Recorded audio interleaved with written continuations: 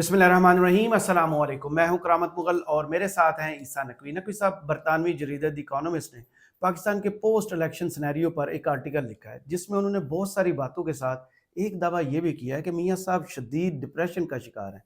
इस पर वजीर इत्तलात पंजाब ने एक वजाहती ट्वीट भी किया है। ये वजाहतें क्यों देना पड़ रही हैं? देखिए, अच्छा, ये जो कम्युनिकेशन है ना, ये एक साइंस है, एक आर्ट है। अगर आपने इसको नॉर्मलाइज करना हो और ये साबित करना हो कि नहीं, मियाँ साहब को कोई डिप्रेशन नहीं है, मियाँ साहब को कोई शदीद नफ्सियाती आर्जा लाहक नहीं हुआ, उनको कोई शौक नहीं लगा, वो शॉर्ट टर्म मेमोरी लॉस का शिकार भी नहीं है, उनको उनका कोई डिसल्यूजन होने का मामला भी नहीं है, उनका लीस्ट इंटरेस्टेड हो जाना या हार्ट ब्रेक हो जाना, ऐसा कोई मामला नहीं है। तो आपको ये चीख चीख के नहीं बताना कि देखा जो लोग कह रहे थे उनको ठंड पड़ गई, मियाँ साहब को कुछ नहीं है। जब आप ये कहते हैं तो लोगों का शक मजीद जो है वो पक में तब्दील हो जाता है। सही। लोगों को लगता है अच्छा ये देखिए इतना धुआं निकल रहा है तो आग तो लगी भी होगी। सही। वो अज़मा बुखारी साहिबा जो वज़ीर इत्तलात बनाई है पंजाब की, उन्होंने ट्वीट किया। अच्छा, ये कोई ऐसी बात नहीं है कि ऑफ द कफ किसी ने कह दी। सबने ये महसूस किया कि मियाँ साहब, जाहिर है कि ये तो एक नेचुरल सी बात है ना कि एक बंदा उसने कबूतर उड़ाया था, कबूतर उड़ाया था लोगों ना, ने तोते उड़ा दिए। हाँ, 21 अक्टूबर को उन्होंने कबूतर उड़ाया था, क्या करने के लिए?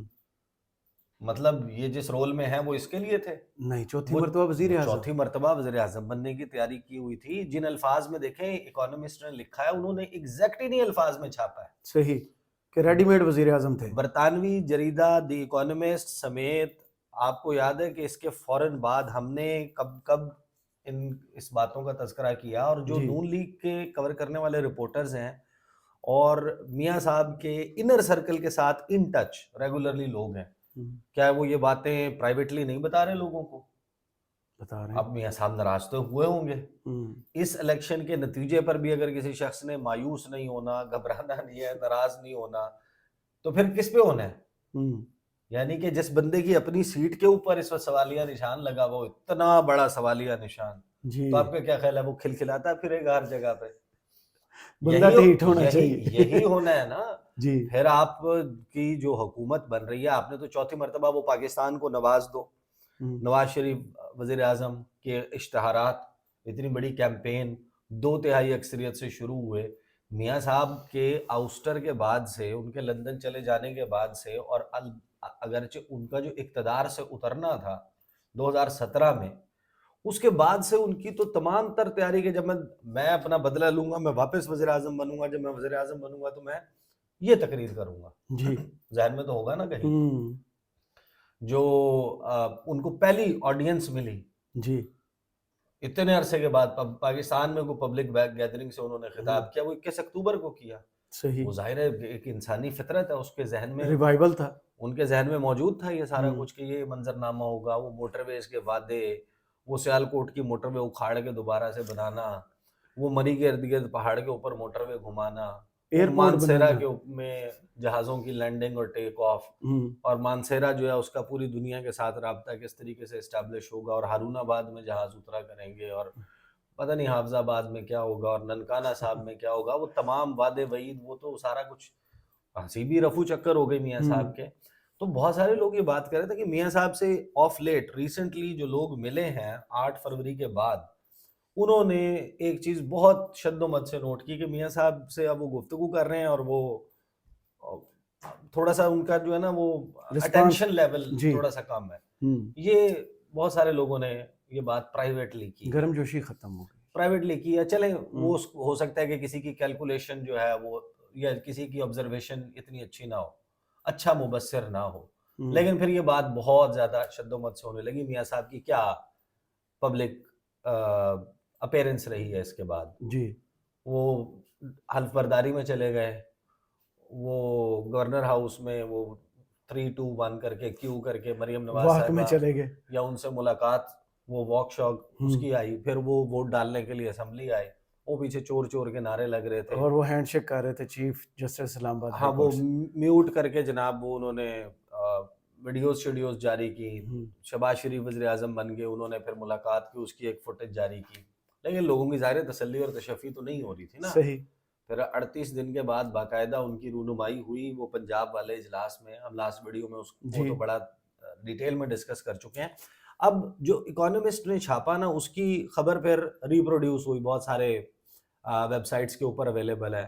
میرے سامنے ابھی یہ زمینی حقائق کوئی ویب سائٹ ہے وہ کھلی ہوئی ہے, انہوں نے بھی کچھ ریپروڈیوس کی ہیں کچھ اس کے حصے, آرٹیکل کے حصے. اب برطانوی جریدے نے لکھا کیا ہے, ان کا جو بیسیکلی جو ترجمہ ہے وہ یہ کہتا ہے کہ نواز شریف کا شہباز شریف کو حکومت بنانے کی اجازت دینا بلنڈر تھا. برطانوی جریدہ, اچھا, اسلام آباد. اچھا پھر یہ آج ٹی وی کی ویب سائٹ پہ دیگر جگہوں پر بھی موجود ہے. قائد مسلم لیگ نون نواز شریف کا شہباز شریف کو حکومت بنانے کی اجازت دینا بلنڈر تھا. برطانوی جریدہ کی رپورٹ میں یہ بھی دعویٰ کیا ہے کہ سابق وزیر اعظم نواز شریف شدید ڈپریشن میں ہے. دی اکانومسٹ نے ایک تجزیے میں لکھا کہ نواز شریف اب کم دکھائی دے رہے ہیں. ایسا لگتا ہے کہ انتخابی نتائج ویسے نہیں ملے جیسے ان سے وعدے کیے گئے تھے. اور بھائی آپ نے وعدے کے اوپر الیکشن رزلٹ کی آس لگائی ہوئی تھی, عوام کی آس پر لگائیں, تو یہی ہونا تھا. آپ کو تو وہاں سے ہونا چاہیے تھا امید, ڈیل کرنی چاہیے ووٹر سے, اس سے نہیں کی.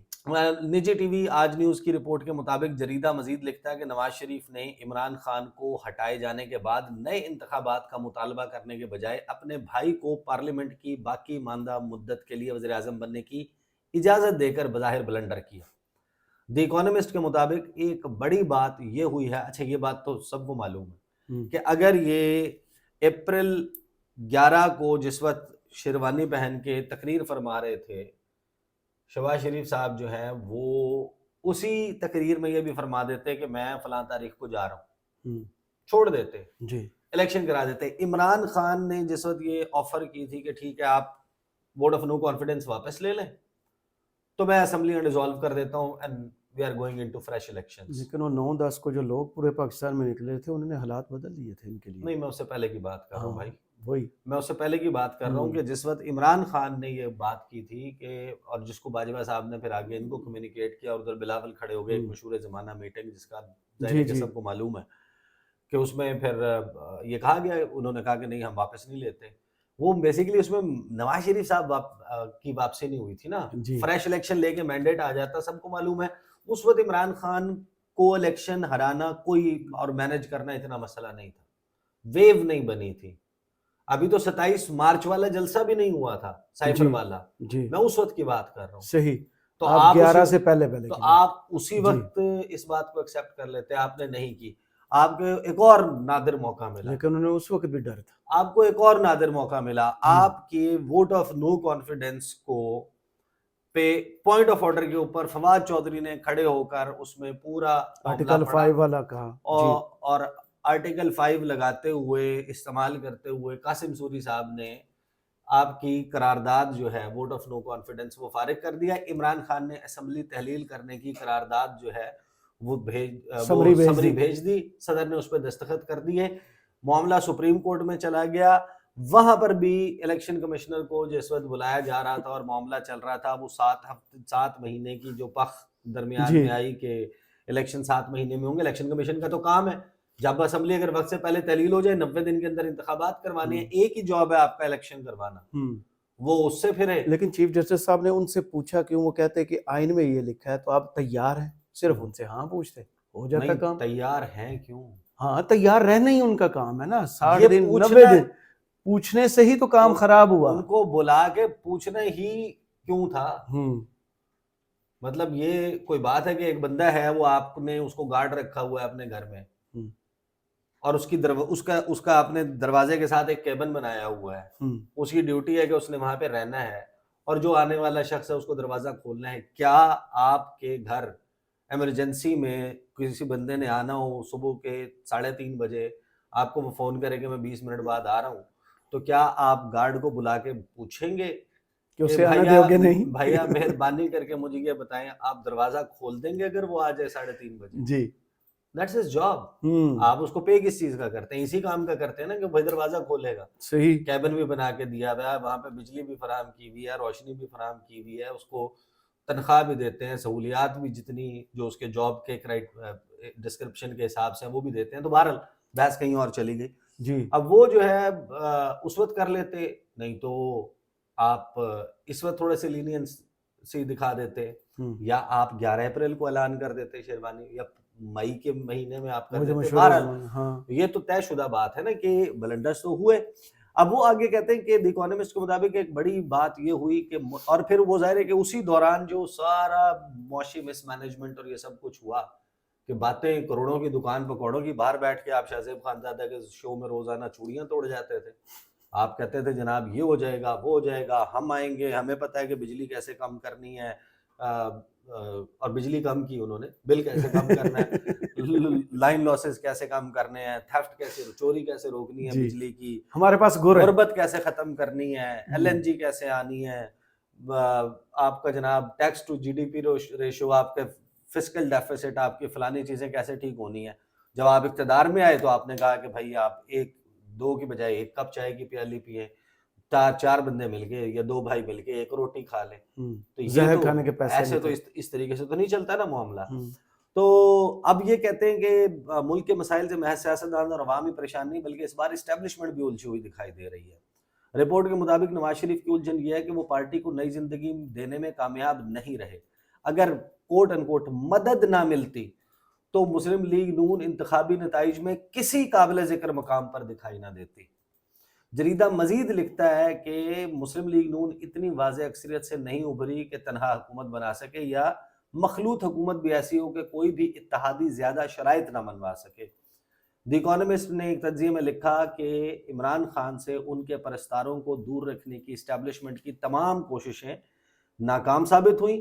2022 میں عمران خان کو اقتدار سے الگ کرنا تب ان کے خلاف جاتا دکھائی دیا تھا, مگر اب ایسا لگتا ہے کہ قدرتی طور پر ٹائمنگ ان کے حق میں گئی ہے. یہ بیسیکلی جو ہے وہ انہوں نے کیا. اس کا میں صرف نا پورشن انگریزی کا یہ والا ڈپریشن والا پڑھ دیتا ہوں, پھر میں بتاتا ہوں عظمیٰ بخاری صاحبہ نے کیا کیا, اور جو جس ملاقات کا وہ حوالہ دے رہی ہیں اس ملاقات کی جو ڈیٹیل ہے, جو آپ اسے پڑھتے ہیں تو آپ کہتے ہیں کہ یار یہ تو واقعی لگتا ہے کہ کوئی تھوڑا سا ذہنی طور پہ نا معاملہ کچھ ہوا ہے.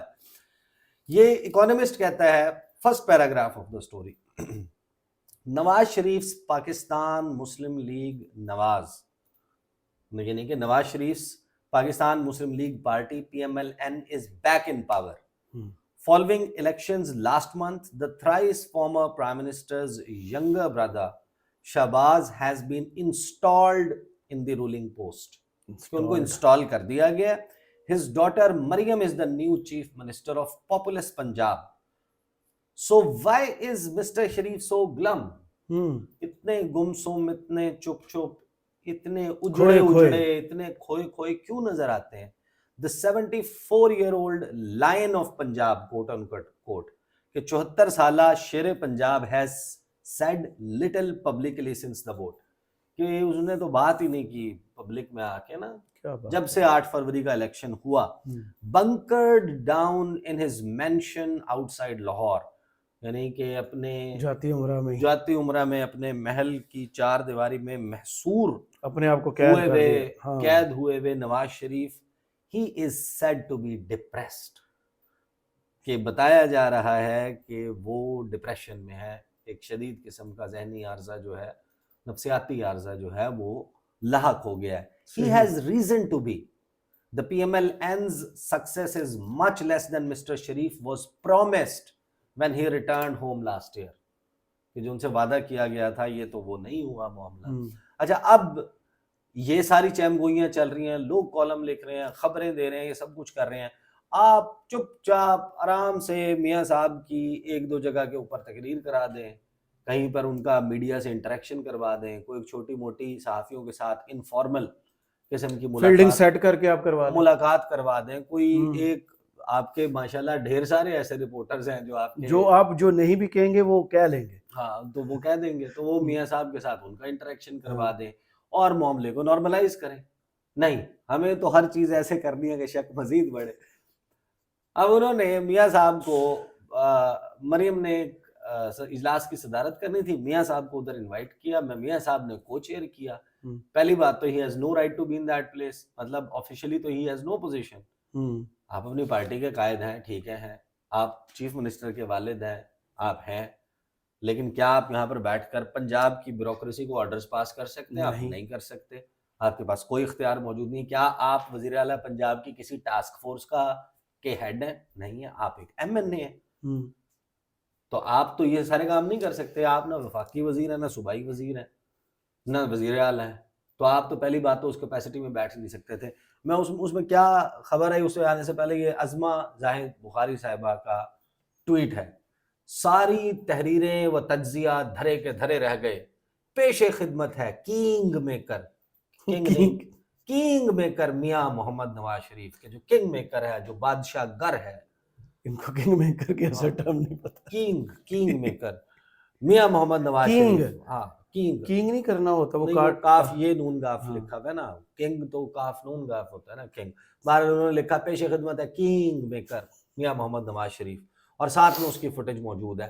یعنی ان کو بھی معلوم ہے کہ تجزیے، تحریریں ساری کی ساری اس طرف اشارہ کرتی ہیں کہ میاں صاحب جو ہیں ان کا ایک بڑا ایکسٹریم قسم کا دل ٹوٹا ہوا ہے، اور وہ ناراض بھی ہیں، پریشان بھی ہیں کہ مجھے کیوں بلایا. ہویا کہ اب جب آپ جا کر اس خبر کو دیکھتے ہیں جو اس ملاقات سے جس میں کنگ میکر میاں محمد نواز شریف پیش خدمت ہوئے ہیں، اچھا، اس خبر میں جو میاں صاحب فرما رہے ہیں، اس سے تو یہ لگتا ہے کہ میاں صاحب واقعی انہیں سمجھ ہی نہیں آ رہی ہے کہ وہ کیا رہا ہے.